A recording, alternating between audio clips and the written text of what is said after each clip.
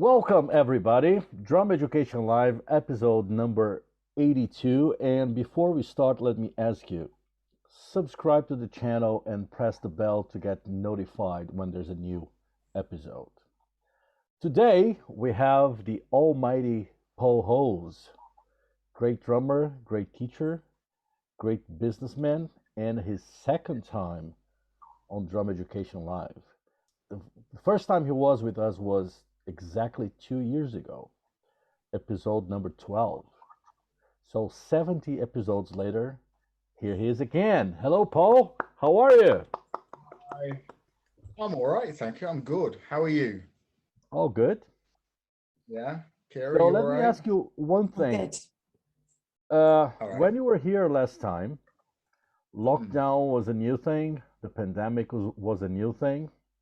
Now, yeah. 2 years later, lockdown is a thing of the past, and hopefully the pandemic as well. So, Yeah. in your view, what has changed in music education over the last 2 years? Um, I think that the myth surrounding an online lesson or a distance learning course has gone forever. And is it a good Um, thing or a bad thing? well, the myth that is that an online lesson or a distance learning course was somehow inferior to a face-to-face lesson. That myth has gone forever, and it is a good thing. You know, the the world ought to be getting smaller. We ought to be more interconnected. Um, and what else? What else has changed? You know, I mean, sadly, a lot of people have fallen out of the industry because they've retrained or had to get employment elsewhere. That's the reality. Um, the, I mean, there's a lot has changed, even from a manufacturer's perspective, um, and even from our own appetite for information. Um, and yeah, we have all. I think we've all changed. I think our habits have changed. Our spending habits have changed. The way we socialize has changed. Um, it we what is to our credit, I think, is that we adapt very quickly. That's why we all kind of did particularly well through the pandemic. And I don't mean financially necessarily. I just mean, mental health and all the rest of it. We got through it. Um, but all of those habits I just mentioned, we've changed. Yeah, true. Here.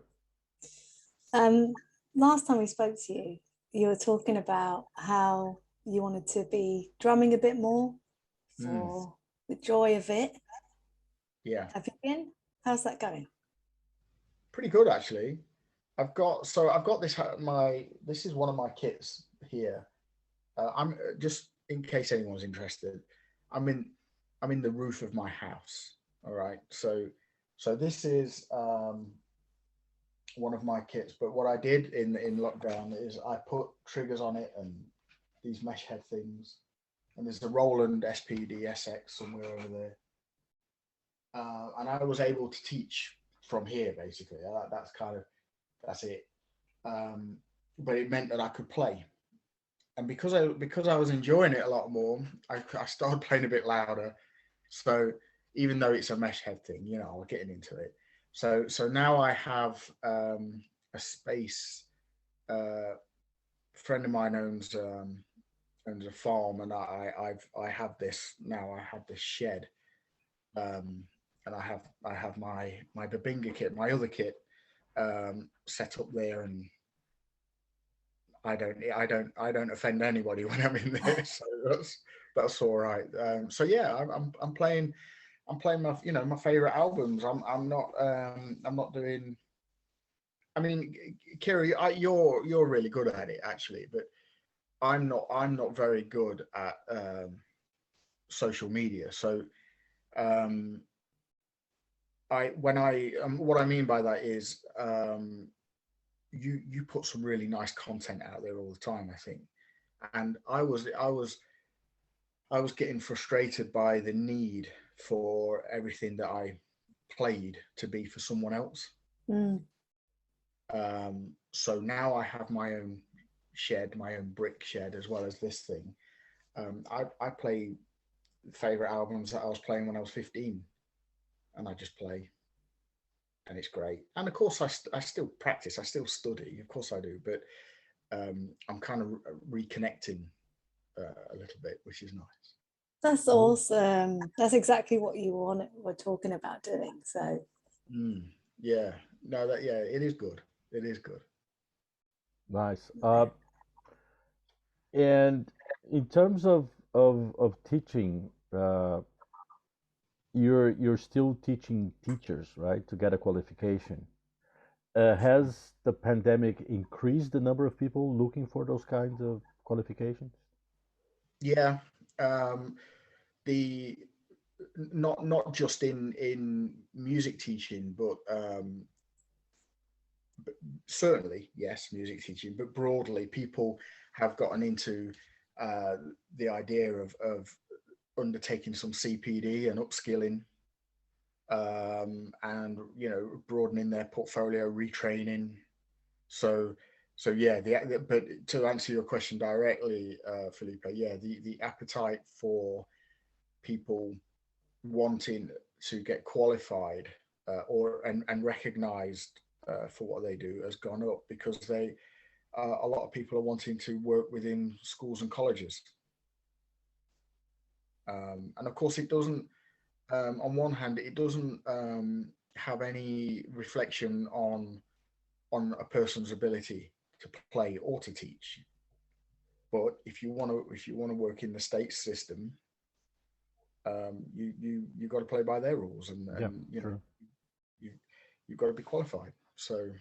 Um, so yes, there are more and more people wanting to do that. Cool. Excellent. Sure. I was thinking earlier about the fact that you're a drummer and you're also like a businessman.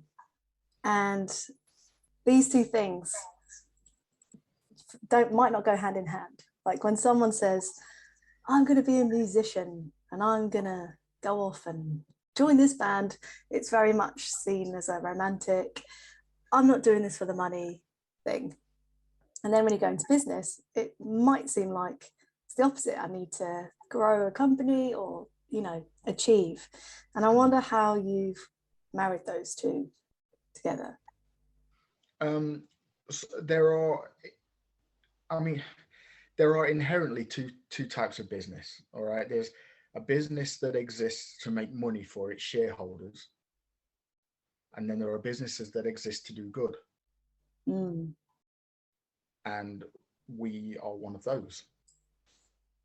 So, and by that, you could be so. For example, we are, MLC is a group of companies, but that's just the way it's structured.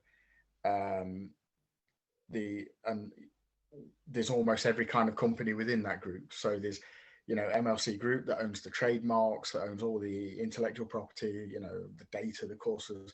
That business is, is there to make money for its shareholders. But then the schools underneath are all there for the teachers as well as the students. So they're all partnerships. They're all the teachers sharing the profit. And there are community interest companies as well, which is not a charity, but it's a company that exists for the betterment of a community. Mm.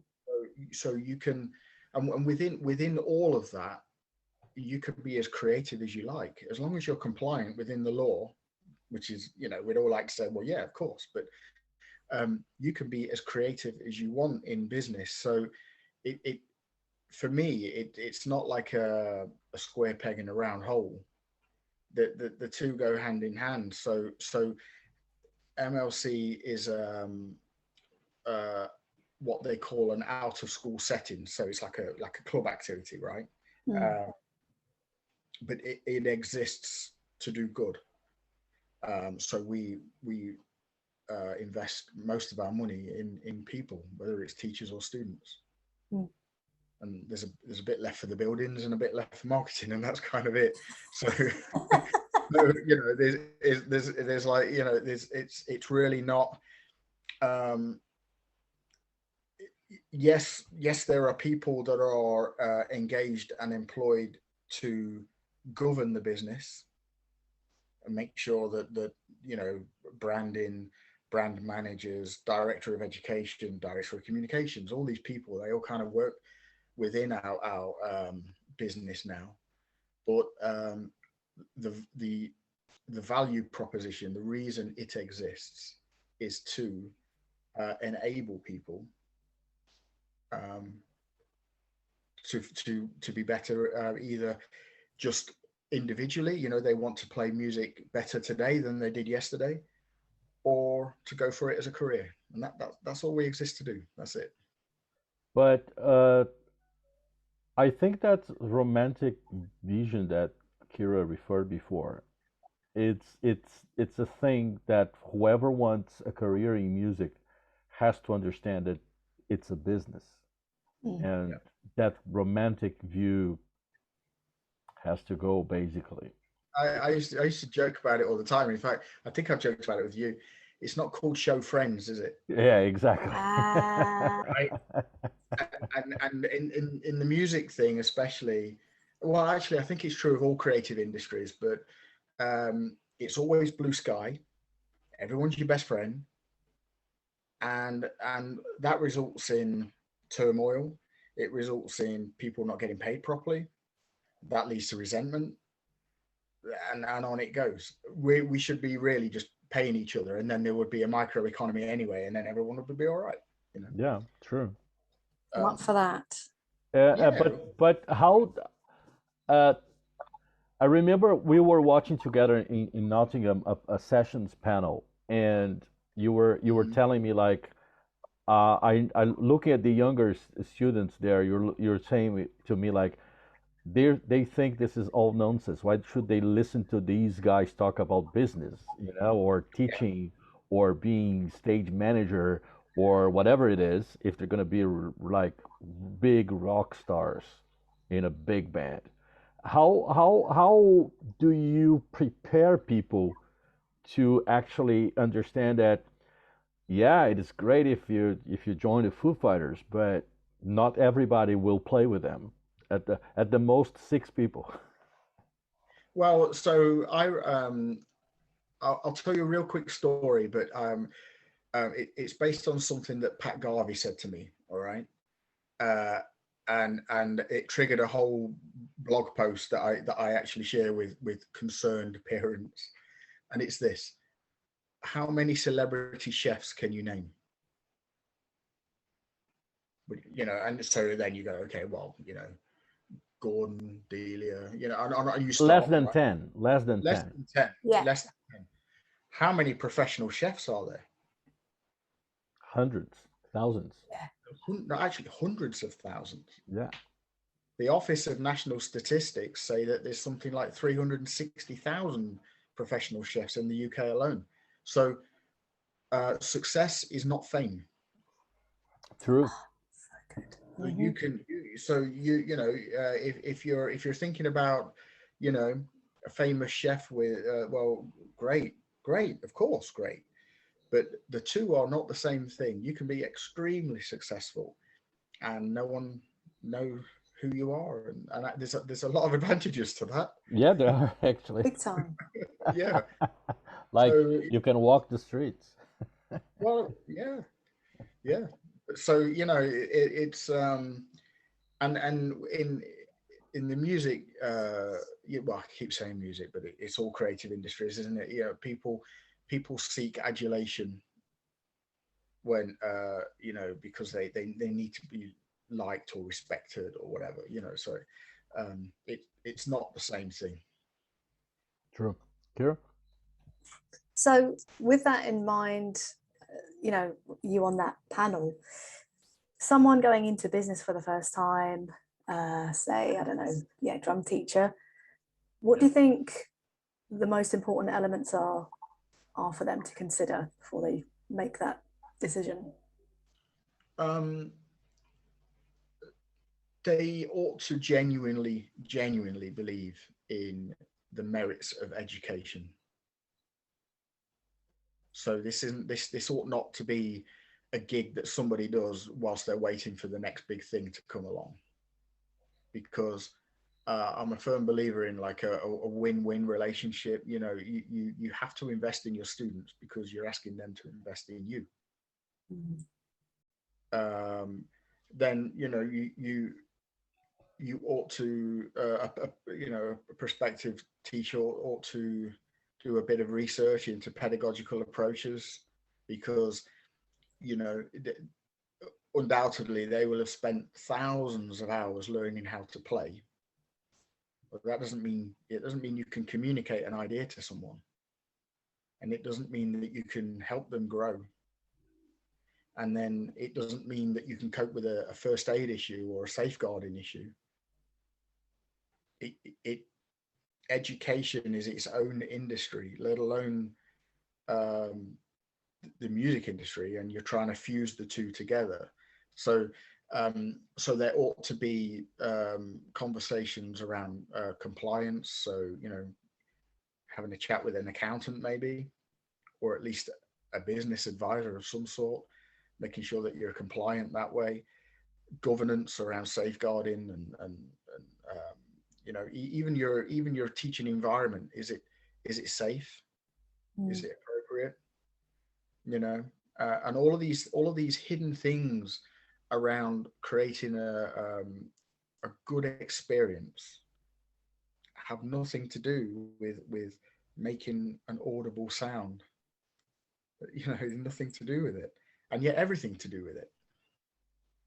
So Don't there's don't a you lot. think don't you think that also uh, the students have very low expectancy of what the teacher should deliver? I so Let me give you an example, because there's, unfortunately, there's still a lot of teachers. Well, there's still a lot of people who teach waiting for the next big thing. That yeah. they don't prepare a lesson. They don't have a curriculum. Uh, and if 10 minutes before the lesson somebody calls them for a gig, they'll simply ditch the student and go for the gig. So But before, I just because I had examples of people who came to lessons with me, and and kind of they were prepared not to one day me calling them and say don't come because I have a gig, and they were really surprised when I said, regardless of what happens to me, you're always going to have a lesson, because if I need to be out for whatever reason, I'm going to find somebody to come in and yeah. teach you that lesson. Well, there's a couple of things there. Let me go in reverse order. What you've done there, Felipe, is you've created a culture, and you've created a good working relationship. So and it's something that we try and do a lot of, in that um, typically a music lesson is a one-to-one thing, right? So you're working in silo. Well, we're trying to build the culture that says you are part of a much bigger school. So as you say, if I'm ill one week, somebody will pick that lesson up, because there is a curriculum, there is a scheme of work. And if you've been to further or higher education, you would say, well, of course, that's how it is. That's just how it is. But students develop this kind of reliance on their teacher, like which is a question that ought to be investigated anyway. Um, but then going back to your first point about student expectation, um, the customer, the consumers, have never been more aware than they are today.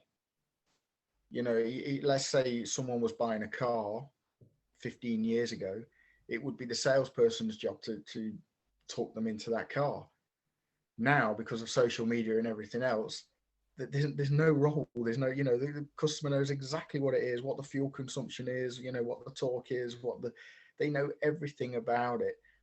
And the same is true of people looking for their lessons. They already know what, who their heroes are, what they want to play. I want to play that. They've got no idea how difficult that might be, but they know what they want. And the chances are, if you as a teacher have got some kind of social media, they're probably buying into you as much as your abilities. Because Right. I mean, look at the three of us, right? I mean, we can all play, we know that, and that's not an arrogance thing. We just know that we've practiced. We can play a bit, right? We can all teach. We know that. We know that. So it would just be down to someone buying it into our personality types. Ultimately, if we were kind of pitching, like in a Dragon's Den format, like, pick me. Well, I would say have lessons with Kira. Just make their life easier. I Oh think I no. but, yeah. Do you know what I mean? Though the consumer, they are consumers. It's back to the earlier point. Our students are customers. They pay us, so they, they have an expectation anyway. Kira?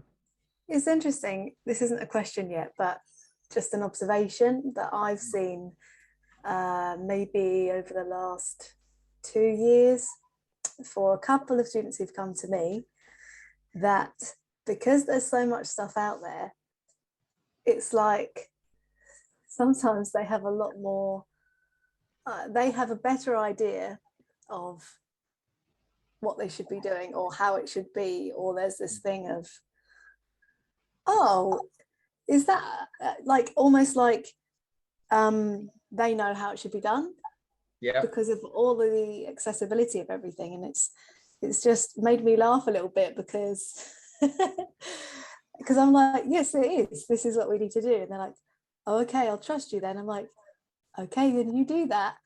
Yeah. And there's this weird energy sometimes that's happened just lately, and I feel like it is a lot to do with that. They've looked here, they've looked there, and so then they question when perhaps my method is not what they're expecting, or hard, basically. Well, yeah, and with that, I mean, historically, the relationship would be hierarchical, wouldn't it? You're the master, right, and they're the student. Yes. And there would be it would be teacher led. Yeah. And you would, and there's a Pied Piper, and we'd all follow you. Yes. So now it's student led. So and that makes your job even more important, because you have to offer feedback and guidance. So it's a different your pedagogical approaches should evolve and morph. It's not command anymore. It's not do this and you'll be great. That's right. Yeah. So you should still my advice would be still own the room. You're don't be intimidated by it, but look at it like this. I think Sir Ken Robinson said this. He said that a flower doesn't need a gardener to grow, but it does need a gardener if it wants to win the Chelsea Flower Show, right? True. Yeah. Yeah. So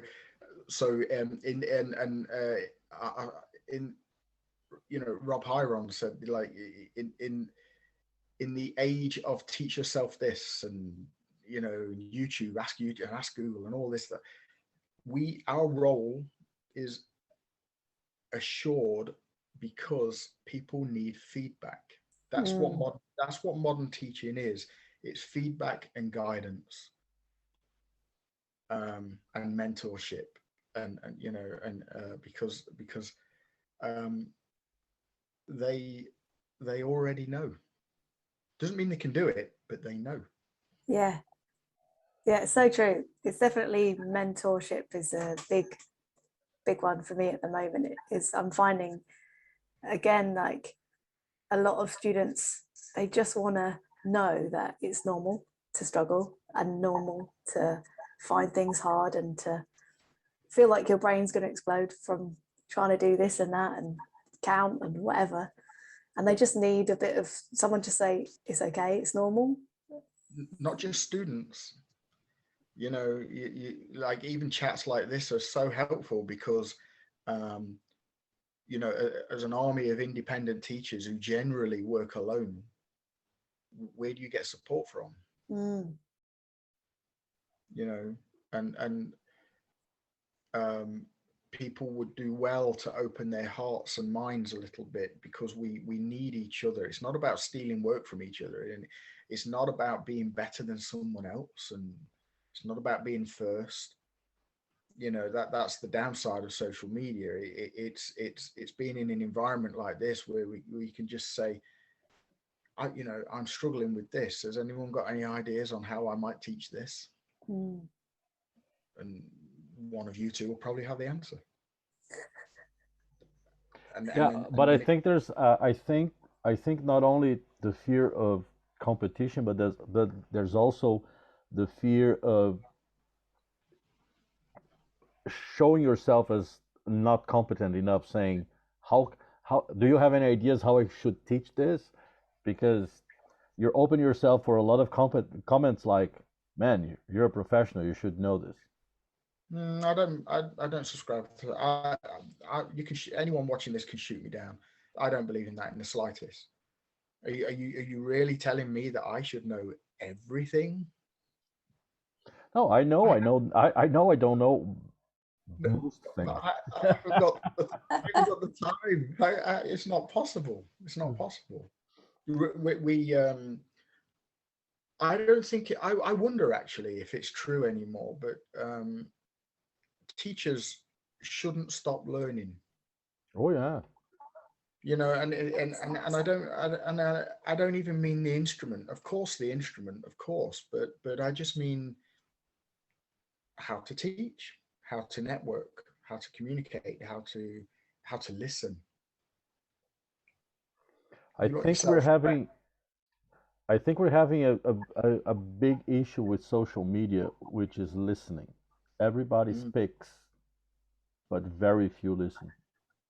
Well, it's push communication, isn't it? It's transmit, it's blah blah blah, and I'm not very good at it. You know, I'm really not very good at social media. I mean, MLC is better. I'm personally not. You know, I because I'm not. How can I say this? We all have our own demons, and you know those dark hours where we go, am I any good at this? Really? Well, you know what you know, Kira and Felipe must be stuck because they've asked me back again. Do you know what I mean? It's like have you run out of people to talk to? Do you know what I mean? But like but then actually, you know, I've been professional 30 years this year. That's the only, you know, for 30 years, it's the only way I've earned a living. And I think, well,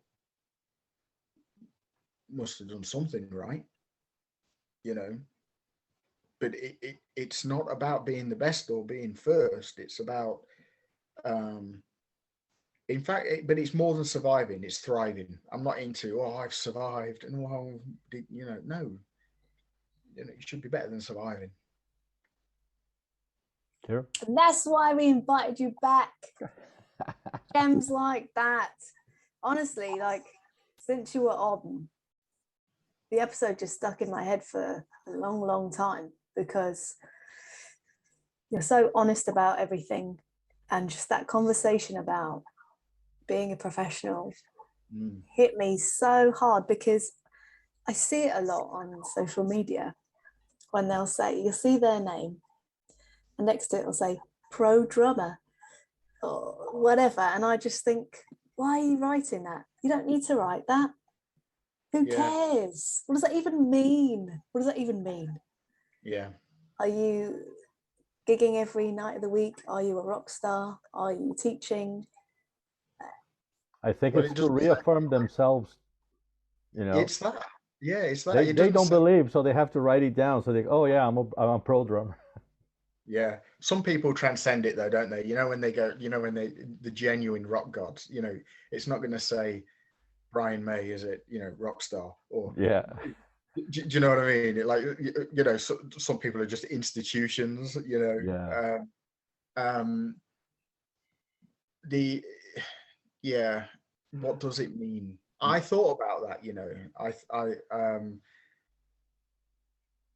and I thought, well, the best place to find out or to help me was the dictionary. You know, honestly, and it came up with a couple of things. One, it says like one example would be where you earn your living, right? Mm. But then the other example is um, belonging to a Oh, I profession. like that. Yeah. So, and that got me thinking. That really got me thinking. Um, and then it says a person who belongs to emotionally or has trained, right? So then I thought, all right, let's say us three do our jobs really well and we train a lot of really good musicians. And then they all go out gigging on a Friday night. Well, they're just as professional as we are. True. That's the reality. Yeah. Yeah. I mean, my oldest son he finishes university in 2 weeks' time, music performance. He's gigging tonight. He's a killer drummer. I mean, and I know there's bias in that, of course there is, but genuinely, he plays with the energy that a 22-year-old should have, right? Straight out of university. He could take any gig off us. And that raises another interesting point because how many graduates graduate every year that are young, keen, and ready to rock? True. So if you're an old fart like me, you'd do well to keep training, wouldn't you? And keep understanding and keeping yourself relevant. So anyone who stopped doing continued professional development, you're on There's thin. another thing that must be said about old farts is maybe you don't have the energy of a 22-year-old, Yeah. but you've been there and done that so many times that Well, that you know exactly what to do and when. And sometimes and I experienced that quite recently, that surprises a lot the youngsters. Like, how does yeah. this old fart came here and just like killed it?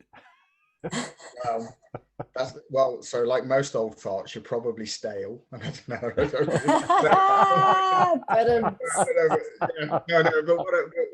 No, but but there is a half serious point there in that these kids that are graduating, they've got all the modern thinking. So that studio techniques, miking techniques, Mhm. pedagogical approaches if they're teaching, they've got access to the most wonderful studios. But of course, they've not been on the planet as long as we have. So it goes back, I think, to what I said earlier in that people buy into people, and so um, yeah. I mean, if Jack was here and there were four of us, then it would just be if and let's say there are four people watching it, that you'd probably four people would gravitate to the people they wanted to. Do you know what I mean? Yeah. Because Yeah. we've all got the stuff to make it work. Um, yeah, I don't know if that's even an answer. I think it's just a comment. I think. Yeah, it doesn't have to be an answer. Yeah, Just going back to what Kira said, when people write down pro drummer or pro whatever, and he said Brian May doesn't write rock star. There's one thing that makes me laugh, which is, for example, if I had on Instagram Felipe Drago official, who would have a fake account of me? you know, actually, I whatever. know. Kira, we should make one. Let's do it. Yeah, Let's do one an after. account. It's so true. I don't understand it. I don't. It just makes, especially also if they're young. Maybe that explains it, but I just think you don't need to write any of this shit. Yeah, I Just know. And people. then yeah, when they write in the third person, like Paul has. No, I have. It's me. You know. Yeah, Um, but but equally though, people are just trying to find their place, aren't they? Yeah. In a really, it can be a vicious space, and everyone's your best friend, and they all smile at you, and they're not. And everything you do is awesome. Yeah, drummers are the best at being the worst. Like everything's blue sky. I used to work with this guy about 4,000 years ago. He was a guitarist, and he used to finish his footnote was great player, lovely guy. Oh, have you met Felipe? Yeah, great player, lovely guy. Well, what does that? Yeah. Okay, there's no differentiation, is there? There's no Yeah, differentiation. everybody's a great player, lovely guy. Yeah, exactly. Yeah, which is nice. I'd like to live there. That's a nice place. yeah. I don't mind being a lovely guy. No, well, yeah. Here. I have a question about organization. Okay. You teach a lot of students your school. There's so many students studying, and I'm wondering how on earth you keep on top of what they're doing, lesson plans, goals, all of that stuff, just from a Yeah. practical sense. Okay. Help us So out. How do you do it? honestly, two really boring words that save the day: systems and process. Tell me more.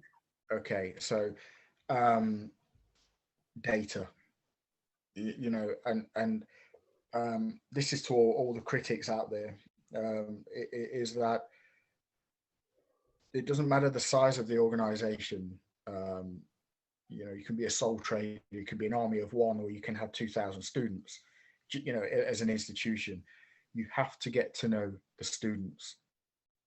So you have to understand what their needs and their desires are, and then you have to put it somewhere. You have to log it somewhere, on a database or a student record, or a Google Doc or a Word doc, whatever your chosen animal is. Do you know what I mean?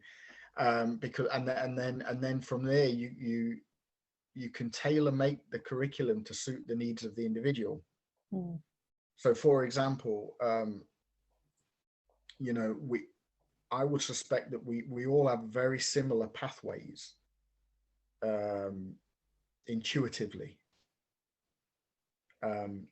and then those pathways morph depending on who you're teaching. And I've had conversations with because I am a disruptor by nature, by the way, and I don't mean disruptive. I just mean disruptor. I ask questions, and I've had conversations with purists that say, "You've got it all wrong if you don't teach people how to read." And I'll say to them, "Well, what if your student's blind? What are we going to do then?" Yeah. Sorry, mate, can't teach you. You're blind because I've got to teach you to read. Yeah, exactly. Yeah, I have a blind student. Right. He's doing his exam next month. It's awesome. Yeah. And there's some. I'd love to touch on that if you've got time on exams, because that's Go ahead. But anyway, back to the other thing first is that so follow a syllabus. That's the top of the tree, the syllabus, the published syllabus that is accredited, an accredited pathway. Then underneath that, devise a curriculum that helps get someone through the syllabus, because the two aren't the same thing. And then within the curriculum, you've got a scheme of work, you've got a series of lessons, and then all those lessons, you've got your topics. So and the point is, when you devise a curriculum in that manner, we at MLC, we adopt this process, this pedagogical approach called landscape learning. So imagine, if you will, that you're at the top of a mountain and you just look at the landscape. Some of that landscape is going to be closer to you than other bits of it. So by that, what I mean is, you might be an exceptional rocker, but you might be a novice Latin player or a novice jazz player. So the journey, your knowledge base and the journey is different, but you already have the building blocks in place to learn those subgenres much quicker because you've got the foundations in place. You might be an exceptional, you might have great oral skills, you can listen to music, you might be fantastic at that, but you can't read very well. Well, you shouldn't be penalized for that. You should be encouraged. So so by adopting a landscape approach, you don't need to move in a kind of binary way. Oh, I can't teach you that yet because you can't read. Well, yeah, but can you play it? So, and the other thing to say within that is that learning any art is not a task. I had a conversation with a parent once. They said, well, little Johnny has complained he only did 2 examples from page whatever. I'm like, well, it's not a box ticking exercise. It's not a task. It's a process. I'm trying to teach you art. I'm trying to, why can't we have a lesson 1 week where we just listen to Dark Side of the Moon? No, it's like I'm paying £30 an hour. He has to play 30 exercises. Well, then you've come to the wrong person. I know. Yes. That's the mentality. I'm loving it. So, but from a practical sense, are you like tracking each lesson to see their progress? So does each tutor like write in like a Google or whatever what they did that lesson? Yeah. Wow, that's good. Each student has their own lesson record, and it's shared with us centrally. The teacher has it, the student has it, and if appropriate, the parent guardian has it. And that's beneficial. So if I'm away next week, somebody's got all the lesson plans, all the curriculum is held in a central database, and they can say, well, Paul and Kira did this last week. Great, I know exactly. And they can look back and see Kira's journey, and then they go, well, great, I've got a good understanding of what was going on, and I could go in and pick it up and hand it back over. Even if they don't follow the curriculum exactly, knowing what the student has done, they can suggest something different, a different kind of lesson, or Oh, completely, completely. But and then they just log it. Yeah. We did this, we touched on this. So by systems and process, I mean systems as in design, design the data capture stuff. So student record data, but it doesn't have to be complex and it doesn't have to be expensive. It's just got to be effective. It could be a handwritten journal if it's just you, it doesn't, that's what I've got. And then the process, and that's unique to you and to the learner. What so you're never in a position where it's what do you want to do this week? Yeah. Right, so you don't know me at all, do you? Yeah. Cool. You said you want to touch on exams. Yeah. Go ahead. Yeah.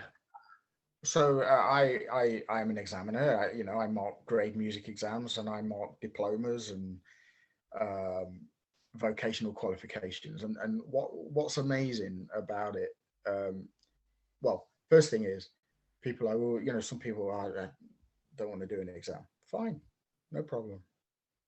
It's a benchmark, isn't it? It's a measurement of success. It's not the journey. It's just you've reached this benchmark and you've opted to be measured against it. So someone else is just going to measure that and give you a report. Great. What's interesting within that for me, and I've been on my own learning journey with this, is that before I was an examiner, I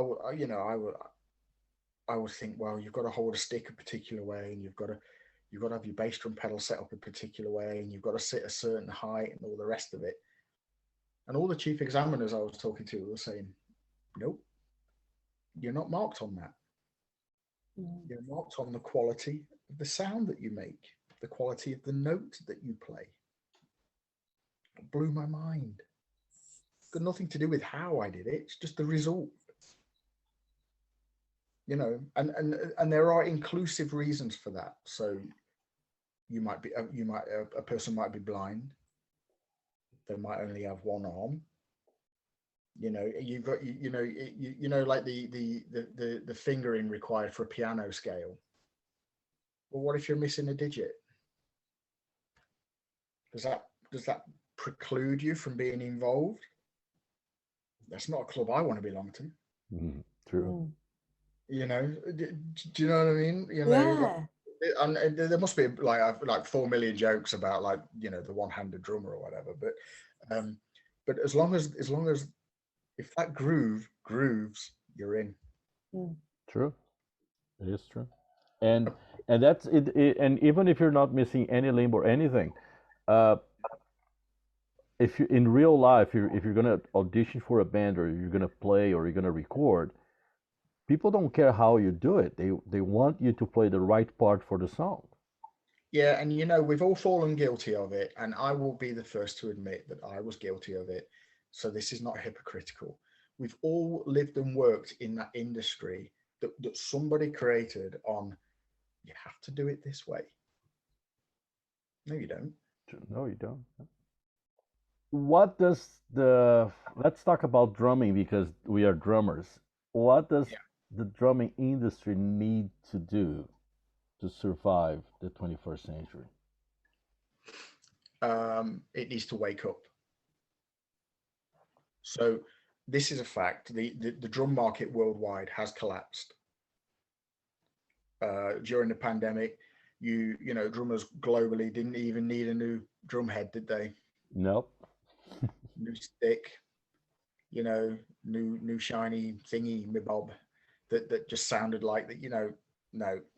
Now, what I'm not saying there is that the appetite for drumming has diminished. I'm not saying that. I'm just talking about sales. 49%, I might have said this before, but 49% of young musicians, so youngsters who identify as musicians, 49% can't play an instrument.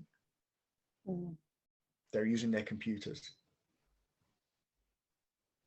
So, and I think it's reflecting actually, NAMM show, none of the companies are going. The change happened quickly, and it's happened. It's not happening, it's happened. Do we need another global trade show? Maybe not. Maybe what we need is not a trade show, but I don't know, a get-together show where people meet. Well, look at us three. Meet and greet show. Yeah. What does the drum industry need to do? Well, so too many kids have moved toward gaming and then making music using computers. They're never going to come back. So, and then of course at the same time you've had the rise of talent shows that push individuals rather than bands. So until there's a hero comes along, until there's a rock star comes along, it's not happening. And I don't think a rock star will come along anytime soon. What was the last British movement that changed the way people even dressed? You know, Oh, this is a good question. so think back to, New you know, Romantics? well, close, I would suggest, but I mean, you know, so obviously you've got the baby boomers, haven't you? So, you know, Beatles, Stones, Floyd, Zeppelin, Queen, all those massive, you know, The Who, all of those. Great. Then the 70s thing, Bowie made everyone dress differently. Yeah, New Romantics did. I'm going to throw this one out there. I think it was Oasis. Yeah, I think so too. Yeah, Oasis. I kind of Britpop. was. I was kind of out of the picture of the pop music at the time. Okay. I was a fusion snob, and I was just listening to Dave That. Weckl and Common. Yeah. Yeah, I hated Oasis. I still do, but Well, they make me laugh is what they do, you know, but what, and you know, they're actually, I've grown to be a fan. I have. I think they're awesome. But my point is this: people wore the hats and they got, you know, the Lennon glasses came, yes, didn't they? Right? yes, When was Britpop? 90s. 90s. When was that?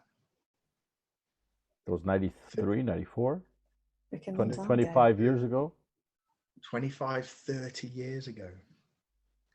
And then you walk around the halls of Nam and wherever, right? And that's this. What I'm about to say is no one's fault. I'm just saying it's the situation. All the hero images, they're all people from who made it in the 80s.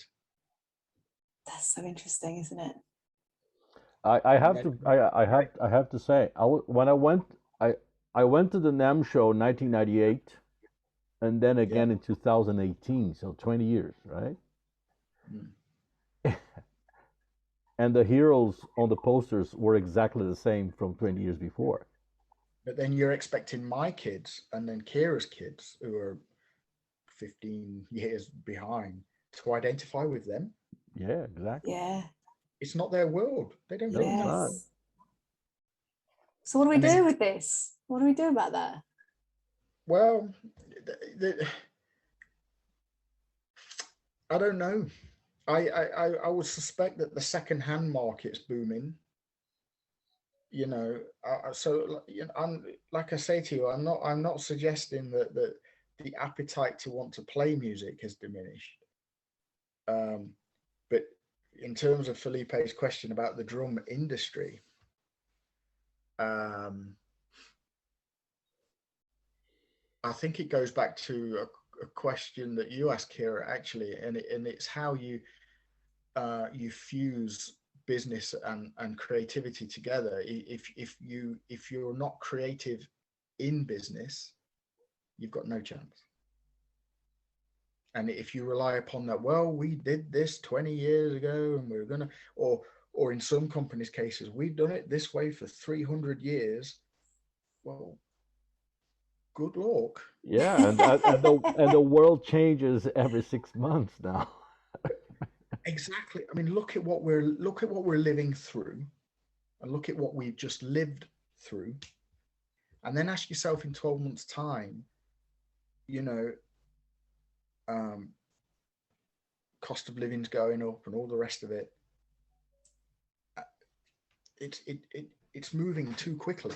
Yeah, true. So if you're not creative with what you're doing, I don't think it will. It will survive. It will change. Of course, it will. Um, but it's not going to be the thing that we might have romantic nostalgia about. It's not that. That's gone forever. This might be a bit too similar to the last question, or it might tie in perfectly, but it's about what you were talking about earlier about you don't want to just survive, you want to thrive.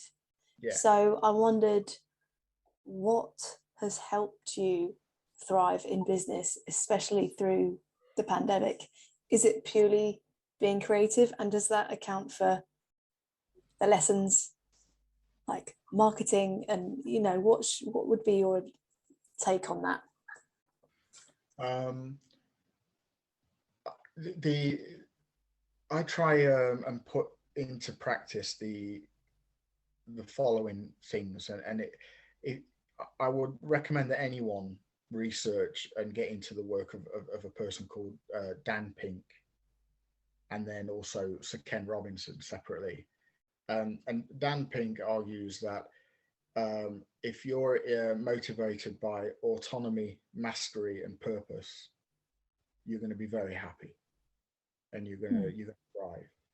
If you're motivated by money, you're going to be really upset because you can never have enough. Mm. If you're motivated to do something, purpose, very well, you will be happy, you know. And if you're motivated by a sense of mastery, which most of us are, we practice for hours, then you'll be happy. And also this sense of autonomy, in other words, like I can just do it my way whenever I want, Yeah. you know, and not be on the clock, you know. And also within that, then give yourself a bit of a break. Don't beat yourself up if it's not the only thing that you do to make it. You know, there's too much snobbery around it. Agreed. Far too much snobbery around it. You know, I fortunately I'm not in this position, but I have no shame in doing any job that would enable me to carry on doing what I'm passionate about. Mm. Why does it have to be full time to be successful or meaningful? Does it? That's it. What I met a couple of people at the UK drum show, and the first question to me was, "Oh, hi, are you busy?" Of And I course you are. just You was have two like, children. well, yeah, I was just like, well, yeah, I am, but not for the reason you think. Yeah, busy I've trying got to. 2 kids, and I do this, that, and the other. Yeah. But what? I was disappointed, because I feel like being busy does not define happiness or success or anything. For me, you know, for me, being busy is part of being unhappy. That, yeah, I think being busy hides the fact that you're not happy because you're busy. You don't think Exactly. about it. that's it. Yeah, I will when we three meet and have a very unbusy day in London, I will be very happy. True. Same. Me too. You know, and it's about, I think, you know, it's about being present. I think, you know, if it's okay to visit the past, but if you live there, you know, it's dangerous. And that's a kind of throwback to your question, Felipe, in that the you know that era is over forever, and that's that. And then, of course, if you're focused on the future all the time, it's a show and tell sign of anxiety, you know, which we've all got because we live in the gig economy. You know, we've got no security in what we do, but then arguably nobody has. Nobody knows if they've got their job next week. You just think you have, and I hope you have. It's a false sense of security. Yeah, Yeah. and so, you know, yeah, that thing of, oh, are you busy? Yeah, I wish I was. No, I'm Yeah, not. I have all the time in the world. but that's a mark. I would say to you genuinely, and this isn't a flippant thing. That's a mark of success. What do you wake up for? Do you wake up to go to work? Mm. Well, that's fine if it enables something that you're really passionate about. You know, but if you're if you've got, and that's what I mean about that sense of purpose. You can have that sense of purpose and mastery and not have it be where you earn your living. And there are people that don't earn a living from playing the drums who have studied to a far higher level than I in the world. Guaranteed. Yeah, true. Yeah. Me too. No different. Yeah. I even Yeah. taught some. Yeah. And I just think there just needs to be people just need to have an honest conversation with themselves Yeah, and, good and, luck with that. figure out. But it doesn't have to be a community driven thing. You just figure out, like Kira, what is it? What is it that drives Kira? What are you doing it for? What's your purpose? Figure that one out, and you will be very, very happy. Yeah.